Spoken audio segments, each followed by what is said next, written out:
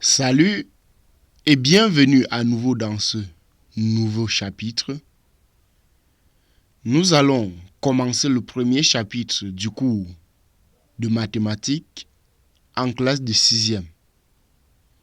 Et ce premier chapitre est intitulé « Ensemble n des nombres entiers naturels ».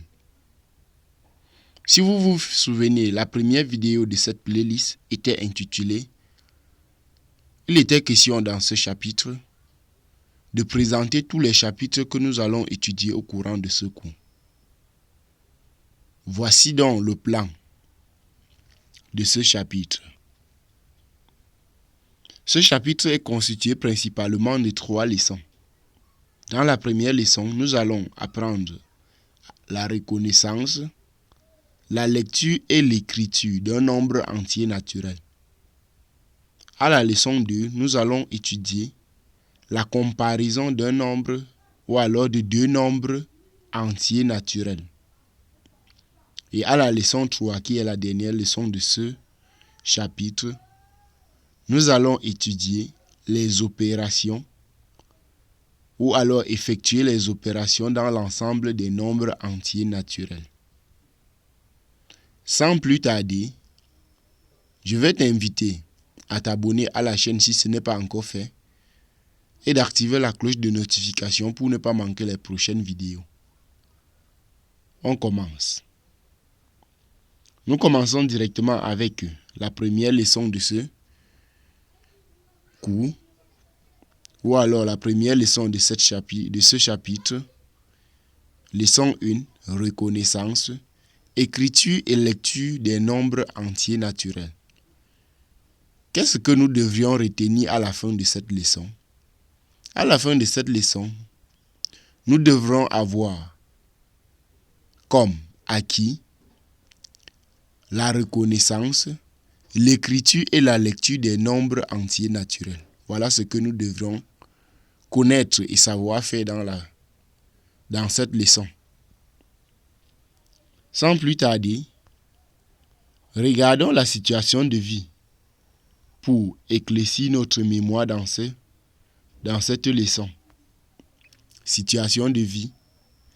Papa et Samba envoient sa petite fille, Eyenga, s'enquérir du prix d'une paire de piles dans la boutique de Dogo. Eyenga arrive et lit parmi les prix affichés le prix de la paire de piles dont a besoin son père. Trop sûre d'elle, elle n'a pas pris soin de noter sur un papier. Sur le chemin retour, elle a rencontré ses camarades en train de jouer au dorchi. Eyenga passe quelques minutes avec elle avant de rentrer à la maison. Quand son père lui demande le prix, elle a déjà oublié. Seulement, elle se souvient que le prix affiché était un nombre à 4 chiffres formé uniquement des chiffres 0, 1 et 5. Quel serait, en francs, le prix des piles s'il compte 2 zéros non consécutifs et commence par 10? Voici alors une situation de vie auquel nous devrions connaître ou alors maîtriser les 3 notions de cette leçon pour pouvoir résoudre. Les 3 notions qui sont la reconnaissance, la lecture et l'écriture des nombres entiers naturels. Sans plus tarder, passons à ce que nous devrions retenir dans cette leçon. Retenons. Nous commençons par la première partie qui est la reconnaissance d'un entier naturel. Nous allons donc définir en quelques mots ce qu'un nombre entier naturel. Un nombre entier naturel est un nombre que l'on peut compter à l'aide de ses doigts ou des bâtonnets. Les nombres 0, 1, 2, 3, 100, 1000, etc. sont des nombres entiers naturels. Les nombres 3,4, 3,14, 0,0125, 507,9 ne sont pas des entiers naturels parce qu'ils comportent au moins un chiffre non nul après la virgule. De même, 7 sur 4 n'est pas un entier naturel parce que 7 divisé par 4 est égal à 1,75. N'est pas un entier naturel. Voilà. N'est pas un nombre entier. Notation. L'ensemble des nombres entiers naturels est noté grand N. Grand N majuscule comme vous voyez à la dernière phrase sur l'écran. Ok. Pour traduire en langage mathématique la phrase 13 est un entier naturel, on écrit 13. Vous voyez l'indice qui est avant N. 13, voilà l'indice à ce niveau. Oui, 13, voilà l'indice. 13, on met l'indice N. Et on lit 13 appartient à N. De même, pour traduire la phrase, voici la phrase en question. 11,525 n'est pas un entier naturel. On écrit 11,525. On met l'indice et puis on barre. On met l'ensemble grand N. Et entre parenthèses, on lit 11,525 n'appartient pas à N. Pour dire 11,525 n'appartient pas à l'ensemble grand N. Voilà. Voilà comment on note cela. Et nous allons donc remarquer que il n'est pas possible d'énumérer tous les entiers naturels. On dit que l'ensemble N des entiers naturels est un ensemble infini. Donc, comme on ne peut pas énumérer tous les ensembles, tous les éléments de l'ensemble N, ou alors comme on ne peut pas énumérer tous les éléments de l'ensemble des nombres entiers naturels, on va dire que l'ensemble des nombres entiers naturels est un ensemble infini. Ok. Nous allons donc définir encore un autre concept. Un ensemble est une collection d'objets distincts. Voilà. Un ensemble est une collection d'objets distincts. Chaque objet d'un ensemble est appelé élément. Exemple, N est un ensemble. 13 est un élément de grand N. Voilà. Cameroun est un élément de l'ensemble constitué de tous les pays du continent africain. Voilà. Donc si on considère tous les pays du continent africain, alors le Cameroun est un élément de l'ensemble des continents africains. Voilà. Des pays du continent africain. D'accord. On écrit un ensemble à l'aide des accolades. On écrit un ensemble à l'aide des accolades. Et le symbole que vous voyez entre guillemets là, le symbole qu'on voit entre guillemets à ce niveau, oui, on appelle ça les accolades. D'accord. Exemple.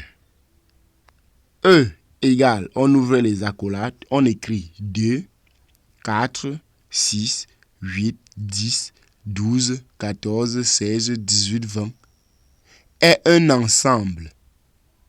Si A désigne l'ensemble des chiffres du nombre 1, 2, 3, 3, 3, 5, 90, alors on écrit A égale à l'ensemble 0, 1, 7, 5 et 3. Et on a dit, les éléments de l'ensemble d'un ensemble ne se répètent pas. Si on a écrit une fois, c'est inutile de l'écrire encore. Vocabulaire sur la notion des ensembles. Voilà. Voici le vocabulaire de la notion des ensembles. Un ensemble qui n'a pas d'éléments est appelé ensemble vide. est noté 0 barré. Ou alors, on ne les accolade. On met les accolades comme si on voudrait écrire les nombres à l'intérieur, mais on n'écrit rien. Voilà. Un ensemble qui n'a qu'un seul élément est appelé singleton. Exemple, l'ensemble E, constitué d'un seul élément qui est 5. Un ensemble qui n'a que 2 éléments distincts est appelé une paire. Exemple, F est égal à AB. L'ensemble formé de 2 éléments qui est A et B. Nous passons donc à la deuxième partie de cette vidéo qui est l'écriture et lecture des nombres entiers naturels. Nous allons donc dire que pour écrire un entier naturel, on utilise des chiffres ou des lettres. Dans l'écriture en chiffres, chaque chiffre occupe une position précise. Chaque chiffre a un nom. Exemple, 27 peut s'écrire 20, trait d'union, 7 en lettres. 7 est le chiffre des unités et 2 est celui des dizaines. 601 peut s'écrire 601. 1 est le chiffre des unités, 0 est le chiffre des dizaines et 6 est celui des centaines. Ok. Notez bien, pour lire facilement un grand nombre, on procède à un regroupement par tranche de 3 à partir de la droite et on exploite la position de chaque chiffre. Pour cela, on peut se servir du tableau de classification des unités simples suivant. Ok, voici le tableau de classification des unités simples en question qu'on affiche au tableau sur l'écran. On commence de la gauche vers la droite. Nous avons le milliard qui est constitué de 3 parties, les centaines, les dizaines et les unités. Après le million qui est constitué aussi des centaines, des dizaines et des unités. Après le millier qui est constitué des centaines, des dizaines et des unités. Et les unités maintenant qui est constitué des centaines, des dizaines et des unités encore. Voilà. Pour lire le nombre constitué des chiffres 4, 1, 2, 5, 6, 7, 8, 3, 9, 5, 0, se réécrit en espaçant pour pouvoir voir comment lire. 41, 256, 783, 550. Il se lit et s'écrit 41 milliards 256 millions 783 950.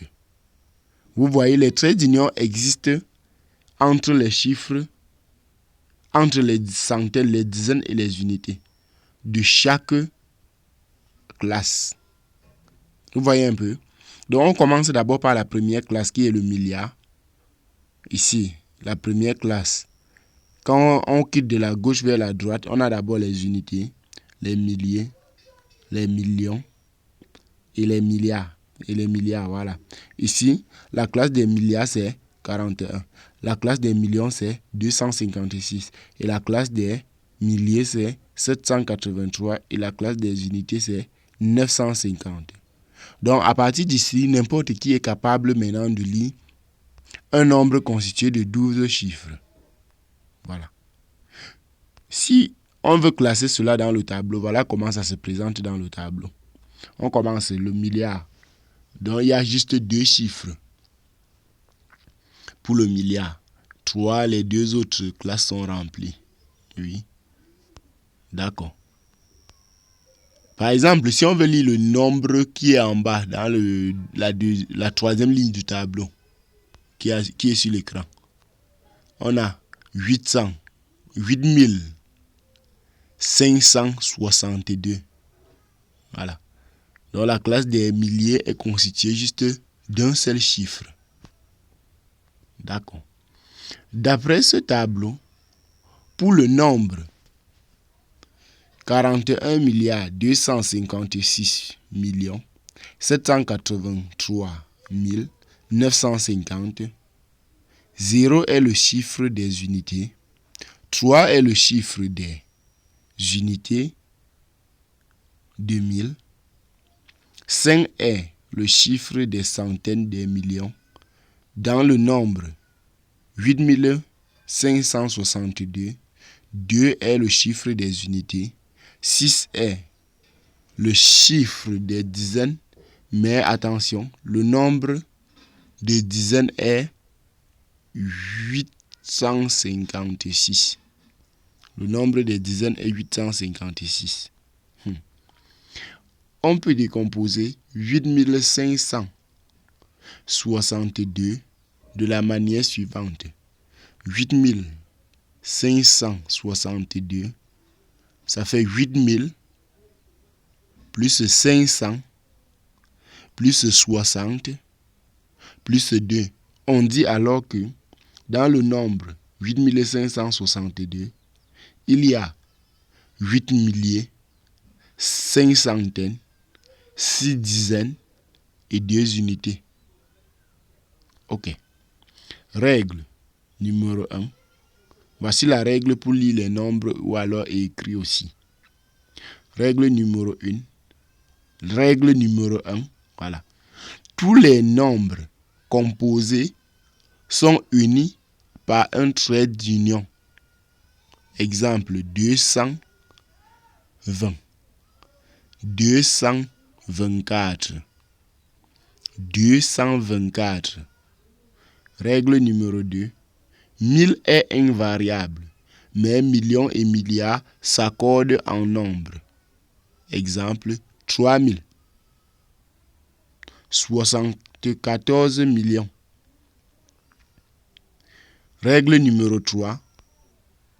20 et 100 ne s'accordent que s'ils sont multipliés et s'ils ne sont suivis d'aucun autre nombre. Voilà. 20 et 100 ne s'accordent que s'ils sont multipliés et s'ils ne sont suivis d'aucun autre nombre. Voilà. Exemple 613, 200, 1180. Voilà, 1180. Remarque, on utilise aussi le trait d'union seulement pour les nombres composés plus petits que 100. Seulement pour les nombres composés plus petits que 100. On peut alors écrire 280, 284 ou 284. Exercice. Voici l'exercice d'application que je vais inviter chacun de faire et de regarder la solution après. Je vous invite donc à mettre la vidéo sur pause et de traiter pas à pas les exercices en appliquant les règles que nous avons apprises dans cette vidéo. La première question, on dit « Complète par le symbole appartient ou n'appartient pas ». Voici ce que tu dois compléter. Deuxième question, quel est le plus petit entier naturel? Point d'interrogation. Existe-t-il un plus grand entier naturel? Cite tous les entiers naturels compris entre 31 et 41. Donne deux nombres compris entre 147 et 150, qui ne sont pas des entiers naturels. Écris l'ensemble E de tous les chiffres que l'on utilise pour écrire des nombres. Écris l'ensemble E de tous les chiffres qu'on utilise pour écrire des nombres.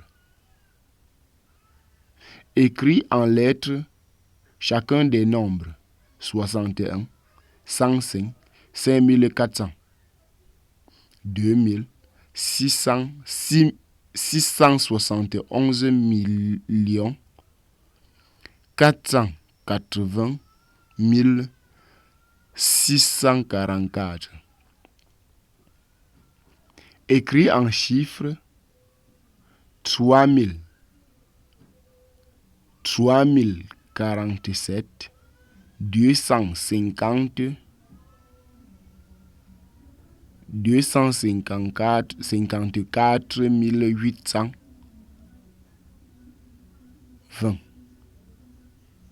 Dans le nombre 2019, donne le chiffre des dizaines, puis le nombre de dizaines.